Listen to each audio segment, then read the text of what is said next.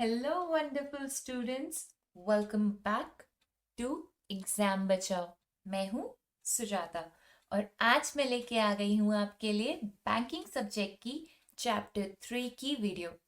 ये एक full chapter video रहेगी। अगर आपने मेरी पहली बिजनेस एडमिनिस्ट्रेशन या बिजनेस स्टडीज की वीडियो देखी है तो आपको पता होगा मैं एक शॉर्ट रिवीजन वीडियोस बनाती हूँ जिसमें मैं पूरा चैप्टर थोड़े टाइम में आपको समझाने की कोशिश करती हूँ। So before starting this video, I want to tell you that कि अगर आप किसी बैंक में गए हैं तो वेरी गुड, आपको ये चैप्टर आधा तो समझ में आ ही जाएगा, बाकी का मैं समझा दूंगी। अगर आप किसी भी बैंक में आपने अभी तक विजिट नहीं किया है अपनी लाइफ में तो डू गो, किसी के साथ जाओ या खुद जाओ, एक बैंक में घूम के आओ। उससे आपको ये चैप्टर समझने में बहुत हेल्प मिलने वाली है क्योंकि it's all about bank structure setup, इन्हीं के बारे में है, बैंकिंग के बारे में है, कैसा दिखता है कैसा होता है। तो आप अगर एक बार बैंक जाके ढंग से देख कर आओगे आसपास कैसे लोग बैठे हैं, कैसा बैंक दिख रहा है, तो आपको ये चैप्टर समझने में थोड़ी सी हेल्प मिल जाएगी। सो ये एडवाइस मेरी ज़रूर फॉलो करना और फिर अगर आपको ये एडवाइस काम की लगे तो मुझे कमेंट सेक्शन में बताना। So let's get started. सबसे पहले हम जानेंगे कि हम आज की वीडियो में क्या क्या पढ़ने वाले हैं। हमारा चैप्टर का नाम है organisation of a bank branch. इसमें हम लोग सबसे पहले पढ़ेंगे कि बैंक ब्रांचेस जो होती हैं, बैंक की जो ब्रांचेस होती हैं वो किस तरीके से सेटअप होती हैं। तो हम बैंक ब्रांच का सेटअप पढ़ेंगे, फिर हम पढ़ेंगे front office and back office. And let's get started. Video start करने से पहले I want to tell you guys, do subscribe my page. And अगर आपको मेरी जूम बैच को ज्वाइन करना है, मैं ऑनलाइन क्लासेस लेती हूँ, अगर आपको ऑनलाइन क्लासेस लेनी है मुझसे तो उसका लिंक मैंने डिस्क्रिप्शन बॉक्स में शेयर कर दिया है। Banking and business administration class 12th and class 11th के बैचेस स्टार्ट होने वाले हैं। अगर आपको ज्वाइन करना है तो उसका डिस्क्रिप्शन मैंने डिस्क्रिप्शन बॉक्स में दे दिया है। आप जा सकते हैं वहां पे और अपने आप को रजिस्टर कर सकते हैं। Let's get started. Bank branch setup. Bank branch setup क्या होता है? तो जो हमारे बैंक ब्रांचेस होती हैं वो बहुत इंपॉर्टेंट रोल प्ले करती हैं। आप कभी किसी बैंक में गए हो तो आपने देखा होगा कि सारी ब्रांचेस जो हैं वो एक जैसी दिखती हैं। अगर आप एसबीआई की हम एक एग्जांपल ले लेते हैं तो एसबीआई में जब भी हम जाते हैं, चाहे कहीं भी जाएं, किसी भी सिटी में जाएं, तो उनकी सारी ब्रांचेस जो हैं वो ब्लू कलर की दिखती हैं, अंदर से भी बाहर से भी, उनका बैनर भी, अंदर से भी जो उनकी दीवारें वगैरह होती हैं और उनके काउंटर्स होते हैं वो सब ब्लू ब्लू कलर के होते हैं, एक जैसे कॉन्ट्रास्ट ब्लू कलर के होते हैं, लाइट ब्लू डार्क ब्लू। तो वही सब जगह होता है। आप एंटर करोगे तो आप उस कलर से ही पहचान जाते हो कि हाँ ये एसबीआई की ब्रांचेस हैं। ऐसे ही कोई और बैंक हो गया, येस बैंक होता है तो उसकी रेड रेड सी ब्रांचेस रहती हैं। पीएनबी में हम जाते हैं वहाँ भी रेड कलर की ब्रांचेस रहती हैं उनकी। हर किसी का एक सिग्नेचर कलर होता है, एक तरीके का एक सेट एक जैसी होती हैं। कहीं भी चले जाओ, किसी भी सिटी में जाओ, किसी भी एरिया में जाओ, एक जैसी ब्रांचेस होती हैं। तो ये एक जो कलर कॉम्बिनेशन एक तरीके का है ना, इससे तुम पहचान सकते हो कि उस ब्रांच की, ये उस बैंक की ब्रांचेस हैं। तो इसको हम face of the bank branches कहा जाता है। तो जो फेस एक तरीके का होता है, और कभी भी बैंक की ब्रांचेस में जाओगे तो बड़ी टिप टॉप सी होती हैं, बड़ी अच्छी लगती हैं, बहुत ही अच्छी, बहुत अच्छी बनी होती है, बड़ी स्मार्ट ब्रांचेस बनी होती है बैंक की। तो क्या होता है कि अगर वो अच्छी नहीं बनी होगी ना, तो आप, जैसे पैसा क्या चीज़ है, पैसा एक इतनी इंपॉर्टेंट चीज़ है, आप कहीं भी नहीं रख सकते। तो जितनी अच्छी, जितनी अट्रैक्टिव वो ब्रांच दिखेगी उतना आपका कॉन्फिडेंस बढ़ता है कि हाँ चलो मैं इधर अपने पैसे जमा करा सकता हूँ, मैं इधर अपनी चीज़ें सेफली रख सकता हूँ, अपना पैसा रख सकता हूँ। बिकॉज पैसा सबसे इम्पोर्टेंट चीज़ होती है इंसान के लिए, तो वो कहीं पे भी नहीं रख सकता। तो जो एक फेस होता है, जो इंफ्रास्ट्रक्चर उन्होंने जिस तरीके का बना रखा है, वो एक कॉन्फिडेंस देता है कस्टमर को कि वो वहां जाके अपने पैसे जमा करा सके। ब्रांच के जो सेटअप होते हैं वो इसी तरीके से होते हैं कि कॉन्फिडेंस उनका जनरेट किया जा सके। डेकोर लेआउट जो होता है वो एक सा ही रहता है। तो ये एक कॉन्फिडेंस हमारा उस ब्रांच में, उस बैंक में एक तरीके से बनता है। तो उसी अकॉर्डिंग, उसी को देख के, लेआउट को देख के कस्टमर डिसाइड करता है कि हाँ हाँ मुझे तो इधर अपना पैसा जमा कराना है। सो पहले क्या होता था, बहुत सालों पहले की बात है, 70s 1970s की बात है, तब क्या होता था, बड़ी बड़ी बिल्डिंग्स होती थी, बड़ी बड़ी बिल्डिंग्स होती थी, और वहां पे कंप्यूटर्स जब नहीं आए थे, तो बड़ी बड़ी बिल्डिंग्स होती थी, तो इतने सारे कस्टमर्स आते होंगे। अब तो बैंक में खट खट खट खट जल्दी से काम हो जाता है, फटाफट से कंप्यूटर में फीडिंग हो जाती है। बट पहले जब इंसान मैन्युअली कैलकुलेट कर रहा होगा, अपने हाथों से कैलकुलेशंस कर रहा होगा, जमा कर रहा होगा, तो खूब सारे लोग चाहिए उसके लिए, बहुत सारे लोग चाहिए, इतनी सारी लोग आएंगे, कस्टमर्स आएंगे, उनके खड़े होने के लिए, क्योंकि टाइम लगेगा। तो बड़ी बड़ी ब्रांचेस होती थी बैंक की, और ज़्यादा नहीं होती थी, लिमिटेड होती थी। इस ये भी एक पॉइंट था कि बहुत बड़ी बड़ी बिल्डिंग्स होती थी, बहुत बड़ी बड़ी बिल्डिंग। लेकिन अब क्या होता है, इतनी बड़ी बिल्डिंग नहीं होती, छोटी एक ब्रांच होती, एक फ्लोर की ब्रांचेस होती हैं, वहीं पे सब काम हो जाता है, क्योंकि कंप्यूटर्स आ गए। तो इसने काम को आसान बना दिया, बहुत बड़ी बड़ी बिल्डिंग्स की अब ज़रूरत नहीं है, क्योंकि अब सारा काम कंप्यूटर्स पे होता है। सो और इन सितंबर 2013 में आरबीआई जो है, हमारा रिजर्व बैंक ऑफ इंडिया, जो सारा रेगुलेटर है, सब बैंक, सारे जो बैंक्स हैं उनका रेगुलेटर है आरबीआई। आरबीआई गाइडलाइंस बनाता है कि किस तरीके से ब्रांचेस या बैंक्स काम करेंगे।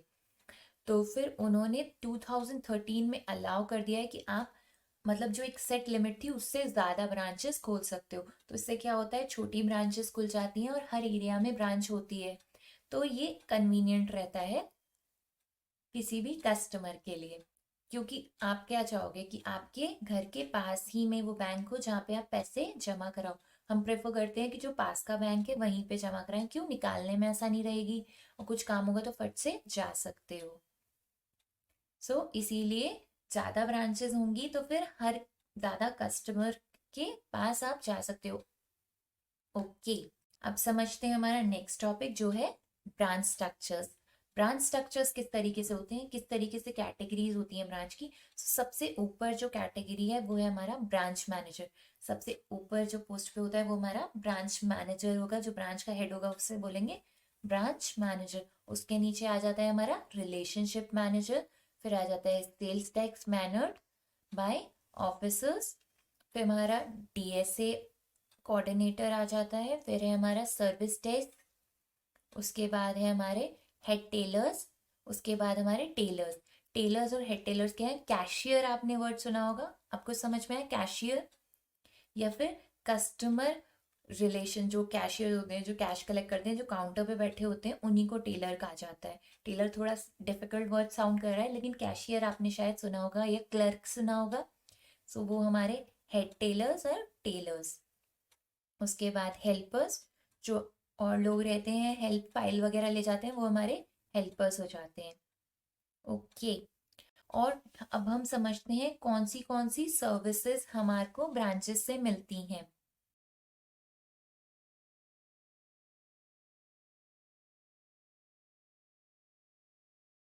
डिपॉजिट एक्सेप्ट करते हैं, लोन देते हैं, कैश डिपॉजिट लेते हैं, विड्रॉज करते हैं, लेटर ऑफ क्रेडिट, ड्राफ्ट्स बना देते हैं, चेक फैसिलिटी ये सब देते हैं, लॉकर्स देते हैं। इसको डिटेल में पढ़ना है तो मैंने चैप्टर 1 में इनको डिटेल में बताया भी है।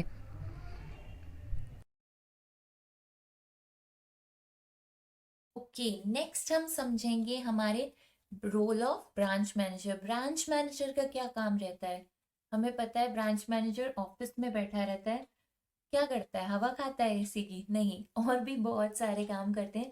ब्रांच मैनेजर डायरेक्टली इन्वॉल्व नहीं होते कस्टमर से, वो जाके कस्टमर डीलिंग नहीं करते, क्योंकि उसके लिए ऑलरेडी दूसरे लोग हैं।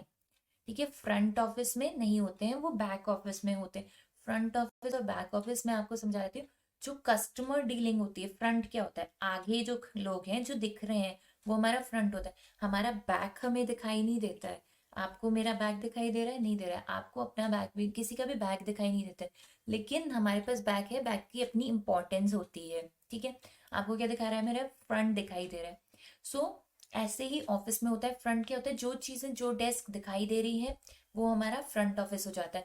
पीछे जो लोग काम कर रहे हैं वो भी इम्पोर्टेंट होते हैं, लेकिन वो आपको नहीं पता होता कि वो कौन है, कितने लोग हैं पीछे। ऑफिस के पीछे की तरफ जो काम हो रहा है, ऑफिस के अंदर, उसको बैक ऑफिस बोला जाता है, और फ्रंट ऑफिस जो सामने दिखाई दे रहा है। इसको हम डिटेल में थोड़ी देर में समझेंगे। पहले हम समझते हैं role of a branch manager क्या है। तो ब्रांच मैनेजर क्या होता है? ये फ्रंट ऑफिस जो हमारा होता है उसमें कस्टमर सर्विसेज प्रोवाइड नहीं करता है, लेकिन अगर कोई बहुत ज़्यादा फ्रंट ऑफिस में कोई इशू हो गया, कोई लड़ाई हो गई, कुछ कुछ प्रॉब्लम आ जाती है, तो ब्रांच मैनेजर आ जाते हैं वहाँ पे उसको सॉल्व कराने, या फिर कोई सोल्यूशन या कोई सजेशन प्रोवाइड करने के लिए। और वो branch manager as far as the customers are concern, and so he is entirely responsible. जो ब्रांच मैनेजर होते हैं उनकी रिस्पॉन्सिबिलिटी होती है कि स्मूथ फंक्शनिंग हो हमारे ब्रांच की। ओके, ब्रांच मैनेजर्स का काम होता है हमारा, जो हम देख वो एम्बियंस का ध्यान रखते हैं कि जो माहौल है वो अच्छा रहे, हैपनिंग रहे, मतलब हाइजीन का ध्यान रखो, साफ सफाई। वो देखते रहते हैं, लोगों को कोऑर्डिनेट करते हैं, जो अगर काम नहीं कर रहे तो उसे बोलेंगे कि आप क्यों नहीं काम कर रहे। तो वो इन सब चीज़ों का ध्यान रखते हैं। हमारे जो ब्रांच मैनेजर होते हैं वो ध्यान रखते हैं कि जो माहौल है वो सही रहे, एम्बियंस सही रहे, इन्वायरमेंट सही रहे, हाइजीन, ये सब चीज़ों का ध्यान रखते हैं। डेकोरम मेंटेन रहे, डिसिप्लिन रहे उस जगह पर, इन चीज़ों का। वो ब्रांच मैनेजर का नेक्स्ट हमारा काम उनका ये भी रहता है कि अगर कोई लोन हो रहा है, बहुत बड़ा लोन हो रहा है, तो उस पर भी वो मतलब हाई, अगर बहुत ही ज़्यादा अमाउंट का लोन हो रहा है तो वो ब्रांच मैनेजर के उसमें आ जाता है दायरे में। क्योंकि जो छोटे पीओज होते हैं और क्लर्क होते हैं उनकी एक लिमिट होती है कैश डील करने की भी, लोन्स अप्रूव करने की। अगर बहुत ही बड़े अमाउंट का लोन है तो वो कौन अप्रूव करेगा? हमारा branch manager. Okay. Okay, next है हमारा ब्रांच मैनेजर क्या करता है? रेगुलरली स्टाफ मीटिंग्स करता रहता है। उनकी अगर कुछ गलती होती है, कुछ सजेशंस होते हैं, वो भी प्रोवाइड करता है अपने स्टाफ को। नेक्स्ट है ब्रांच मैनेजर का काम होता है जो इम्पोर्टेंट कस्टमर्स होते हैं, जो बहुत बड़े इम्पोर्टेंट कस्टमर्स होते हैं, उनके बारे में बताता है स्टाफ को कि भाई ये अगर हमारे कस्टमर्स आए तो इनका खास ध्यान रखना, वो भी कन्वे करता है उस चीज़ को। एंड ब्रांच मैनेजर्स जो होते हैं ना, यूजुअली मीटिंग्स कंडक्ट करते हैं, एंड आसपास की जो सोसाइटीज होती हैं उनमें कोई कोई फंक्शंस करते रहते हैं, तो अवेयर करने के लिए जो न्यू पॉलिसीज आ रही हैं या न्यू सर्विसेज हमारा उनका ब्रांच प्रोवाइड कर रही है, उनकी बैंक प्रोवाइड कर रही है कोई। ये तो हो गए हमारे ब्रांच मैनेजर के फंक्शंस, या फिर जो भी वो काम करते हैं, ये ब्रांच मैनेजर के हमारे फंक्शंस थे। अब नेक्स्ट है हमारा सिक्योरिटी सेटअप कैसा होना चाहिए हमारी ब्रांच में। तो कुछ मिनिमम लेआउट के बारे में कुछ पॉइंट्स का ध्यान रखना पड़ता है। मिनिमम सिक्योरिटी स्टेप गार्ड्स जो होते हैं उनको भी ध्यान रखना पड़ता है ब्रांच के साइज के हिसाब से। So selection of a area for a currency chest और अ बैंक। तो जो लोकेशन हमारी रहती है, सबसे पहला है हमारा लोकेशन जो रहती है हमारी ब्रांच की, वो इस तरीके से होनी चाहिए कि सेफ्टी और सिक्योरिटी के हिसाब से रहे। अगर किसी अनसिक्योर जगह पे, जहाँ पे मतलब सेफ नहीं है, वहां पे अगर ब्रांच सेटअप कर दोगे तो हो सकता है चोरी हो जाए, मतलब कुछ भी हो सकता है। क्योंकि ब्रांच में और हमारे स्टाफ भी तो काम करता है, तो उनका भी ध्यान रखना पड़ता है, कस्टमर्स आते हैं उनका भी ध्यान रखना पड़ता है। तो ऐसी वैसी जगह पे नहीं कर सकते, तो लोकेशन का ध्यान रखना पड़ता है कि कहाँ पे कर रहे हो सेटअप एक बैंक की ब्रांच। नेक्स्ट सेकंड पॉइंट है हमारा कि जो लेआउट होता है ब्रांच का वो एकदम मतलब डिसाइड करके बनाया जाता है कि मैनेजर्स के कैबिन कहाँ पर होंगे, वॉल्ट कहाँ पे होगा, वॉल्ट मतलब सिक्योरिटी रूम कहाँ पे होगा, जहाँ पे कैश रखा जाता है वो होता है हमारा वॉल्ट। वॉल्ट में बेसिकली जो कैश और बाकी सब लॉकर्स वगैरह होते हैं वो वॉल्ट में होते हैं, इंपॉर्टेंट डॉक्यूमेंट्स होते हैं वो भी सिक्योरिटी रूम में ही रहते हैं। वॉल्ट और सिक्योरिटी रूम एक ही चीज़ है। कैशियर्स के कैबिन्स कहाँ पर होंगे, एंट्री एग्जिट के पॉइंट्स कहाँ पर होंगे, एंट्री एग्जिट के जो पॉइंट हैं वो कहाँ पे होगा। तो ये सब सिक्योरिटी के हिसाब से दिमाग में रखा जाता है। आगे तो वॉल्ट बना नहीं देंगे और मैनेजर का पॉइंट आगे नहीं बना देंगे। सबसे पहले फ्रंट ऑफिस बनेगा, फिर पीछे बैक ऑफिस बनेगा, क्योंकि कस्टमर जो आएगा सबसे पहले फ्रंट ऑफिस में आ सके। मतलब आएगा तो वो कैश जमा कराने आ रहा है या इस काम से आ रहा है, तो सबसे पहले फ्रंट ऑफिस में ही वो मतलब आएगा। तो उसी हिसाब से डिज़ाइन की जाती हैं ब्रांचेस को। ओके, नेक्स्ट हमारा रहता है कि जो भी ब्रांच हमारी बैंक की ब्रांच होगी वो पुलिस स्टेशन के आसपास होनी चाहिए, बिकॉज कोई दिक्कत आ जाए तो जल्दी से जल्दी पुलिस वहाँ पे आ सके, या फिर और जो सर्विसेज होती हैं उसके आसपास ही बैंक की ब्रांचेस बनाई जाती हैं for the safety of the staff और बाकी। ओके, नेक्स्ट पॉइंट है, आप बैंक जाओगे तो आप इस चीज़ को नोटिस कर सकते हो कि जो बैंक होते हैं यूजुअली जो उनकी एंट्रेंस होती है उस पर एक शटर गेट होता है। शटर गेट होता है जिसपे से बात कर सकते हैं, लेकिन गेट लगा होता है। सो शटर गेट लगाना ज़रूरी है, किसी भी ब्रांच में शटर गेट्स होने बहुत ज़रूरी हैं कि वो ब्रेक करके, कोई कांच के होंगे तो तोड़ के कोई भी घुस जाएगा, तो शटर गेट्स जो होते हैं वो तोड़ना मुश्किल होता है, तो शटर गेट्स लगते हैं ब्रांचेस में। ओके, नेक्स्ट पॉइंट जो है वो है हमारा कि जो हमारे गेट्स होते हैं उन पे चेन लगाई जाती है लॉकिंग के लिए, एंड लॉकिंग अरेंजमेंट रहता है, और सिर्फ 18 इंचेस की ओपनिंग होनी चाहिए। 18 इंचेस की ओपनिंग होनी चाहिए ब्रांच की एंट्रेंस गेट पे।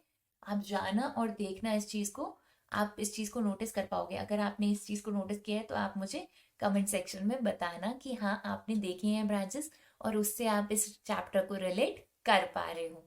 नेक्स्ट जो है हमारा सिक्योरिटी रूम या फिर स्ट्रॉन्ग रूम जो होता है वो लोगों की आंखों के सामने नहीं होना चाहिए। क्या मतलब, उनको पता ना चले कि वो कहाँ पर है, लाइक सामने नहीं बना सकते।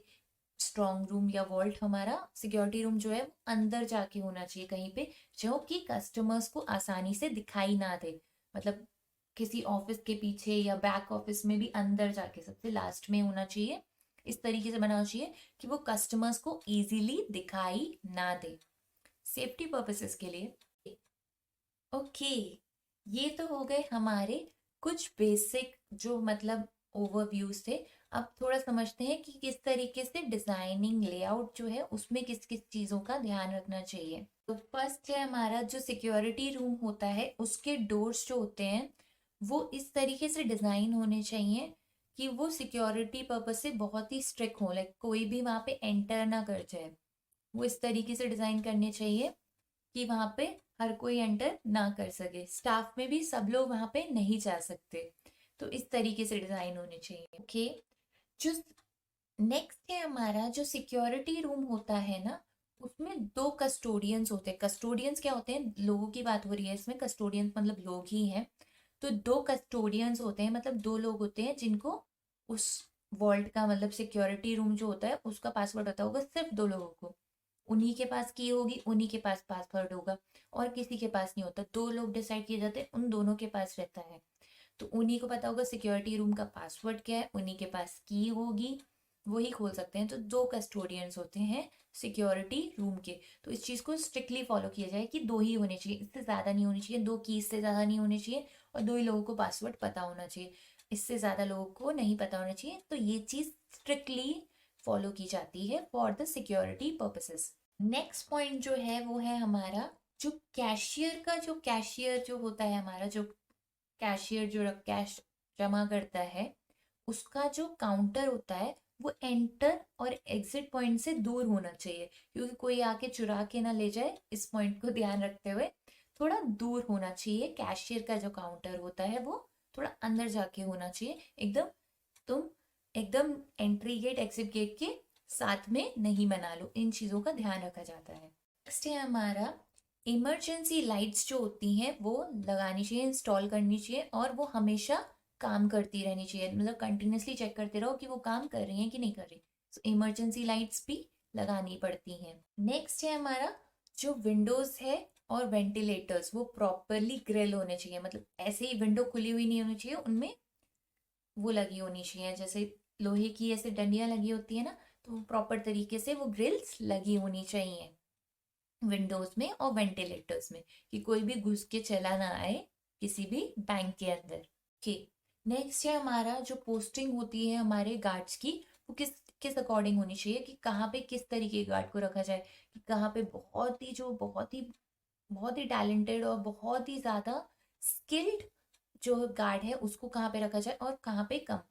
तो जैसे कि अगर किसी शहर में किसी अच्छी सेफ जगह पे ब्रांच है तो इतना ज़्यादा हमको ट्रेंड गार्ड नहीं चाहिए, जस्ट नॉर्मल चल जाएगा। लेकिन अगर किसी बहुत ही पीछे के मतलब किसी गांव वाँव में अंदर जाके ब्रांच है और वहां पे थोड़ा थ्रेट भी है, बैंक की ब्रांचेस तो हर जगह होती है, तो वहां पे ऐसे गार्ड को रखा जाएगा जो कि बहुत ही स्किल्ड हो, मतलब एकदम आर्म्ड हो, उसके पास गन्स वगैरह हो और वर्किंग गन्स हो, क्योंकि कोई अगर अटैक वगैरह हो या कुछ भी चोर वोर आ जाए तो वो उस चीज को हैंडल कर सके। तो इस तरीके से रखा जाता है गार्ड्स को भी, according to the requirement, according to the location. Okay, next है all the equipment should be provided, like हर चीज़ होनी चाहिए वहाँ पे, जैसे कि लाइट्स हो गई, सिक्योरिटी गार्ड्स, जो सिक्योरिटी के लिए जितनी भी चीज़ें ज़रूरत होती हैं वो सब प्रोवाइड करनी चाहिए एक ब्रांच में। नेक्स्ट है हमारा जो भी मतलब हेल्पलाइंस होती हैं हमारी, कौन सी थी, पुलिस, फायर ब्रिगेड, एम्बुलेंस, वो ऑटो डायल पे होना चाहिए, मतलब एक नंबर दबाया और वो फटाफट से वहां पे आ गई। तो ये एक सिस्टम होना चाहिए बैंक ब्रांचेस में। ओके, नेक्स्ट है जो भी एसी की फिटिंग होती है या वेंटिलेटर्स की फिटिंग होती है तो वो प्रॉपरली होनी चाहिए, लाइक कहीं पे भी जगह नहीं छूटनी चाहिए। लाइक एसी की अगर सेंट्रली एसी है तो अंदर फिटिंग होती है तो कहीं पे भी एक्स्ट्रा विंडो नहीं छूटनी चाहिए, वो उसको परमानेंटली क्लोज करवा देना चाहिए। हमारा है वो है कि पुलिस की जो पेट्रोलिंग है, पेट्रोलिंग क्या होता है, पुलिस जो घूमती रहती है उसको पुलिस पेट्रोलिंग कहते हैं। तो पुलिस की जो पेट्रोलिंग है वो कंटिन्यूसली होनी चाहिए वहां पर बैंक के आसपास, और स्पेशली संडे सैटरडेज, एंड अगर लंबी छुट्टी है कोई, जैसे कि हमारी होली की होती है, दिवाली की होती है, तो उन दिनों में पुलिस की पेट्रोलिंग वहां पे होती रहनी चाहिए ब्रांच के आसपास। नेक्स्ट है हमारा जो हमारे कंट्रोलिंग ऑफिसर्स होते हैं और जो ऑफिसर्स होते हैं एरियाज के, उनको सरप्राइज विजिट करना चाहिए ब्रांचेस में, जो कि हाई रिस्क ब्रांचेस होती हैं। हाई रिस्क ब्रांचेस मतलब जहाँ पे बहुत ही ज्यादा खतरा रहता है रिस्क का, उनको वहाँ के सिक्योरिटी सिस्टम्स को चेक करते रहना चाहिए time to time, surprise visit करके, कि जो उनके सिक्योरिटी सिस्टम्स जो हैं वो वर्क कर रहे हैं कि नहीं कर रहे हैं।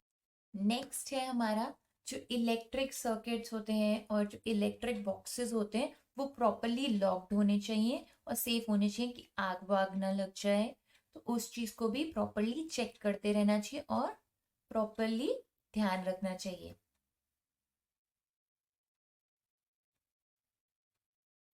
नेक्स्ट है हमारा सिक्योरिटी के पॉइंट ऑफ व्यू से बहुत ही इंपॉर्टेंट पॉइंट है, अगर कोई भी ब्रांच खुलती है तो सबसे पहले लोकेशन डिसाइड करने के लिए पुलिस से कंसल्ट करना बहुत ज़रूरी है। पुलिस से कंसल्ट करना ज़रूरी है कि ये लोकेशन सेफ है ब्रांच खोलने के लिए कि नहीं है।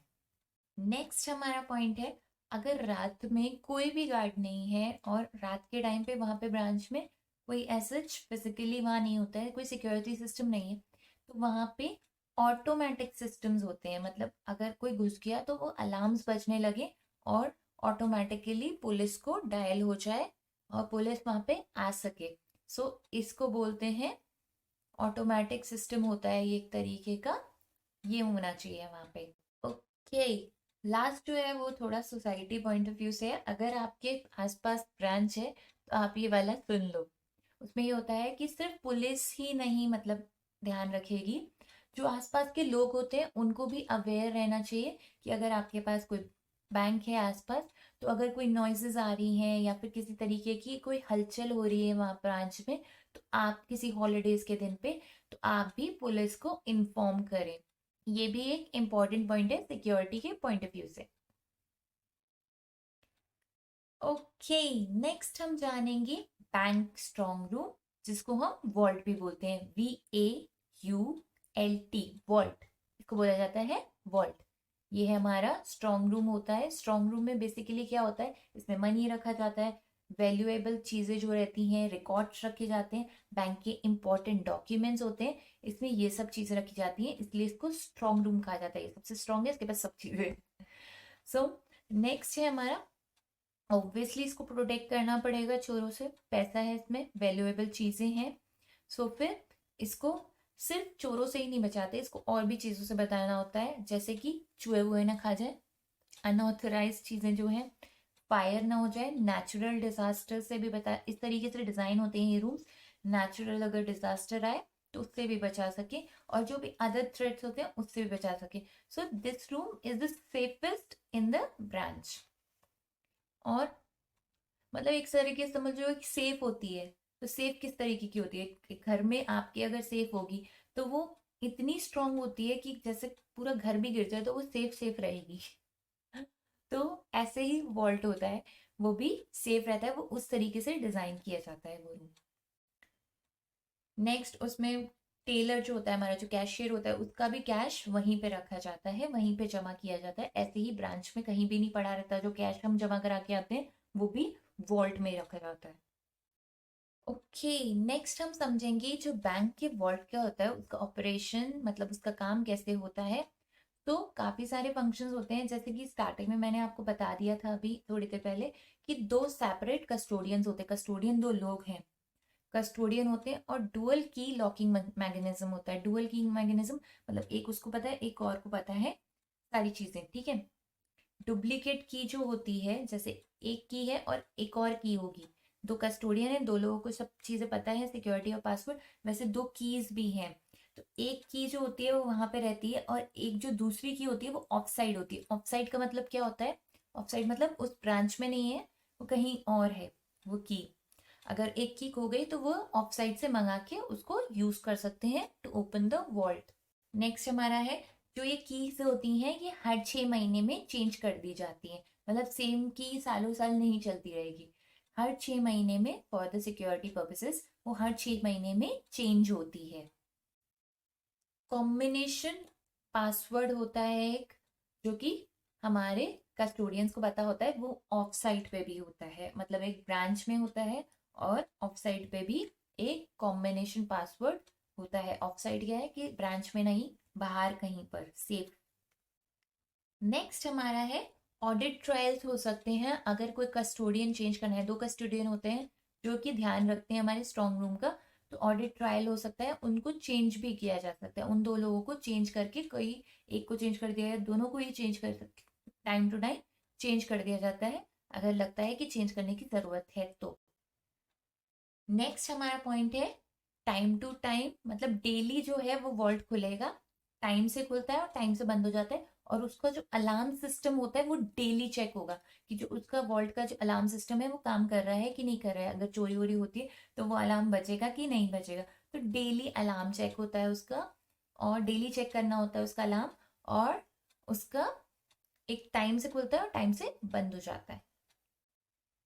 नेक्स्ट हमारा जो है, जो वॉल्ट में ग्रिल डेट, ग्रिल मतलब इस डंडियों से बना होता है, जैसे कि हमारा जेल होता है उसमें ग्रिल्स लगे होते हैं, वैसे ही हमारे वॉल्ट का भी जो होता है वो दरवाजा ग्रिल्स का बना होता है, वो हमेशा लॉक ही रहता है। ओके, लास्ट अब समझ लेते हैं क्या क्या चीजें होती हैं वॉल्ट में, समराइज कर लेते हैं। जो वॉल्ट होती है उसमें ग्रिल के दरवाजे हैं, मतलब जेल वाले ग्रिल के दरवाजे होते हैं। वहाँ के जो लॉक्स होते हैं वो डुअल कॉम्बिनेशन से खुलते हैं, वहाँ की कीज होती है। तो उसके जो कस्टोडियंस होते हैं उन्हीं के पास उसका लॉक होता है, सबके पास नहीं होता है। की पासवर्ड होता है उसका, मतलब कॉम्बिनेशन पासवर्ड होता है, और की भी होती है।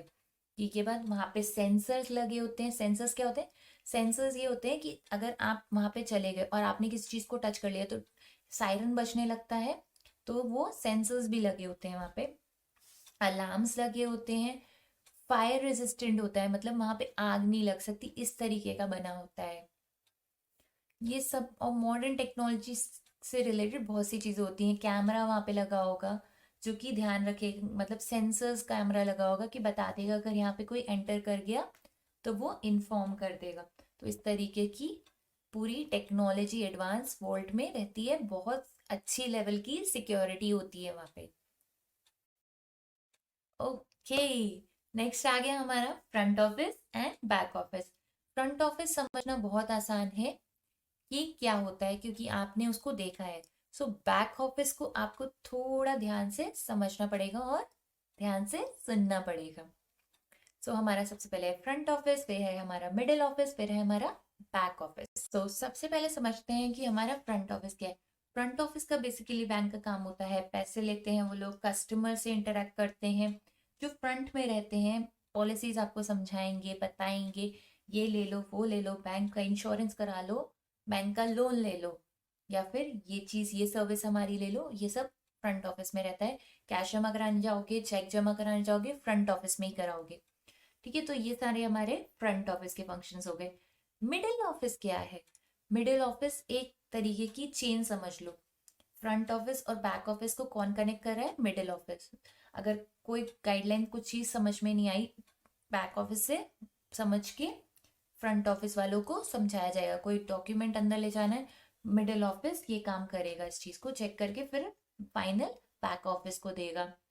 कोई गलती हो गई तो मिडिल ऑफिस देख चेक करके तुरंत ही जिसकी भी गलती है उसे बता देगा। तो मिडिल ऑफिस एक तरीके से लिंक की तरह काम करता है। बैक ऑफिस में क्या होता है? जो असली काम होता है वो बैक ऑफिस में रहता है।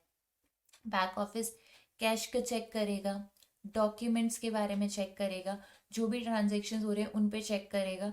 सो फाइनल बैक ऑफिस ये सारे काम करता है। जो भी ट्रांजेक्शन होते हैं बड़े बड़े, उन पे वॉच रखता है। इनिशियल व्यू, इंटरनल ही जो मतलब कस्टमर का जो सारा काम चल रहा है वो हमारा बैक ऑफिस देखता है।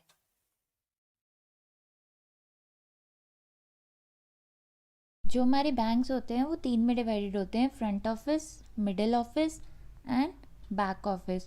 तो इनके जो पॉइंट्स हैं ये आप एकदम आराम से एक एक पॉइंट, इसका जो चार्ट है उसे पढ़ के जाना। इसमें से डायरेक्ट क्वेश्चन आएंगे, लाइक डायरेक्ट। ये जो चार्ट है ये बुक में दे रखा है, इसको बिल्कुल आराम से आप करके जाना और इसमें से डायरेक्ट क्वेश्चन आने वाले हैं। और एग्जैक्ट यही मतलब वो पॉइंट्स रखेंगे और फिर बोलेंगे कि बताओ कि फ्रंट ऑफिस का है, कि मिडिल ऑफिस का है, कि बैक ऑफिस का है। तो एक एक पॉइंट आराम से पढ़ के जाना इन चार्ट्स में से। एंड और जो MCQs हैं वो मैंने अपने ब्लॉग पे भी शेयर कर दिए हैं, और मैं अभी एक और वीडियो डालने वाली हूँ, उसमें भी मैं बताऊँगी कि इनमें से किस तरीके के MCQs आ सकते हैं। सो आप वो वीडियो ज़रूर देखिएगा और करके जाइएगा। Okay, that's it. Thank you for watching this video. And अगर आपको ये वीडियो हेल्पफुल लगी तो आप मुझे एक लाइक दे सकते हैं इस वीडियो के लिए। एंड मेरा जो न्यू बैच है for banking and business administration वो स्टार्ट हो रहा है जनवरी 3 से। अगर आपको उसके लिए रजिस्टर करना है सो आप नीचे डिस्क्रिप्शन बॉक्स में जाके अपने आप को वहां पे रजिस्टर कर सकते हैं। 3 तारीख से बैच स्टार्ट हो रहा है। So just book your seat. 50 students में लेती हूँ एक बैच में। And I am taking only one batch of banking and one batch of business administration for class 12. So आप अगर लेना चाहते हैं मेरी जूम क्लासेस को तो आप जल्दी से जल्दी जाके वहां पे रजिस्टर कर लीजिए, आपको उस बैच में सीट मिल जाएगी। Thank you for watching this video and have a nice day.